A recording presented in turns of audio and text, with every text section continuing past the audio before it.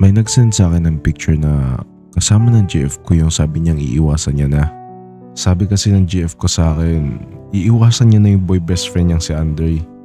Nagulat na lang ako at bigla akong chinat ng tropa ko na nakita niya daw yung GF ko na may kasamang lalaki sa kabilang overpass. Nasaan ka ba, Juliana? Andito nga sa bahay. Sure ka ba? Oo nga. Bakit ba ang kulit mo? Papunta ako dyan ngayon sa bahay niyo. Wag na. Nandito yung mga tita ko. Eh di sakto, pakilala mo ako sa kanila. Wag muna. Nagiinuman pa sila. Di ka makikilala ng mga yun. Nagkunwari ako nagpupumilit na pumunta sa bahay nila. Kaya sinabi ko na sa daan na ako papunta doon. On the way na ako dyan. Buksan mo na lang yung pinto. Papakilala pa din ako sa kanila. Bakit ba ang kulit mo, Kim? Hindi nga pwede. Bakit nga hindi pwede? Kinakaya mo ba ako? Tsaka malapit na ako. Ano ba, Kim? Saan ka pumunta? Bakit? Ayaw mo malaman na wala ka sa bahay mo? Ha? Ano ba pinagsasabi mo? Ba't ayaw mo lang sabihin na sa kabilang overpass ka? Kasama mo pa si Aldray. Saan mo naman nalaman yan? Sinend ko sa kanya yung picture na sinend sa akin ng tropa ko. Nandito ka? Baka nakakalimutan mo, Juliana.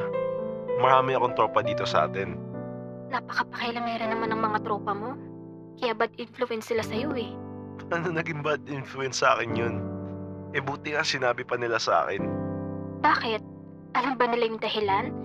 Bigla-bigla na lang sila magsasan sa'yo nang wala man lang alam kung bakit ko siya kasama. Ang tapang mo naman para mang-gaslight pa sa mga tropa ko.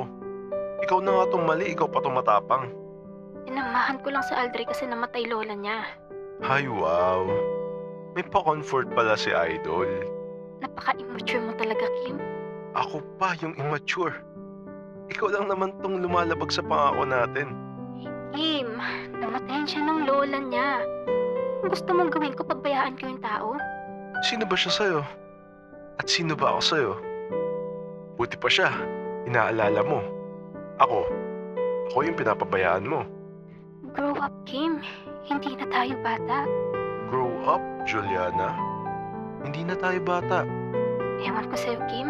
Kung ganyan ka na lagi, mabuti pang maghiwalay na lang tayo. Alam mo, nakaraan pa sana kita hihiwalayan eh. Dapat pala ginawa ko na kaagad. Binlock ako ni Juliana sa messenger nun at sa lahat ng kontak namin sa isa't isa. At nung gabing yun, nag-aya ulit ako ng inuman sa mga tropa ko. Mga tol, inuman. Oh, kala ko hindi ka naiinom. Di ba may usapan kayo ni Juliana? Kasama niya na naman yung lalaki, tol. Sabi na eh. Sige, ako bahala sa'yo. Nag-set up ng inuman yung tropa ko. At kasama na naman si Gibo. Matik na naman yan na may kasamang babae na pupunta. Saan tayo kita-kita? Dito na lang Kalagibo. May babae na naman dyan eh. Bakit? May kayo pa ba? Wala na. Kanina lang. Oh, wala naman na pala eh. Pero parang mali lang kasi. Tol, wala na kayo. Siya nga kayo palang pinagpalit ka na niya kaagad eh. Tas ikaw pa tong magsasabi na mali? Wala ka naman liligawan sa inuman. Sige. Papunta na ako. Pagpunta ko dun kila Gibo, may 4 kagad na babae nandun. Yung babae din pala na pumunta at nangakit sa akin nung nakarang inuman, nandun din. Pakiramdam ko may mali eh. Pero mas pinilit ko na lang pumunta at tiniis na lang din yung sakit. Habang nagiinuman kami magtutropa lumapit na naman sa akin yung babae na kinausap ako last time. Balita ko, nag-iwalay na kayo.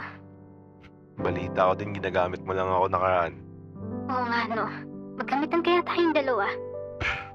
Para saan? Gagamitin kita para pagselosin yung jowa ko. Tapos gagamitin mo ko para pagselosin ex mo. Pass. Ba't ko pa siya pagseselosin? Wala na nga kami. Exactly. Yun na nga eh. Wala na kayo. So may karapatan kang pagselosin siya. Di ako ganun.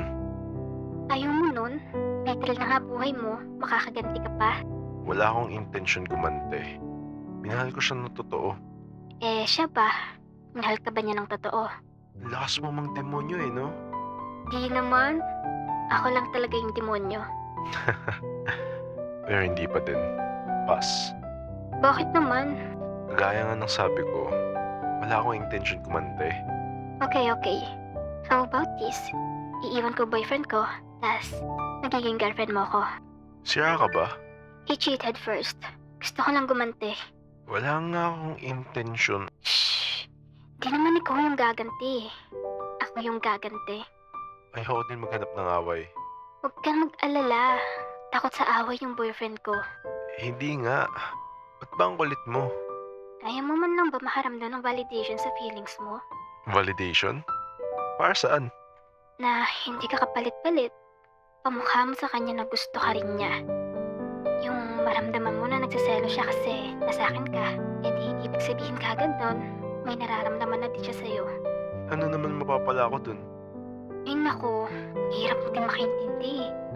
Validation nga ng feelings mo. Magiging better ba feelings ko nun? Way more better. Nag-isip ako na mabuti nun sa sinabi niya. Nung una ayoko talaga. Pero totoo lahat ng sinabi niya. Gusto ko makaramdam. Gusto ko ma-feel na gusto niya rin ako.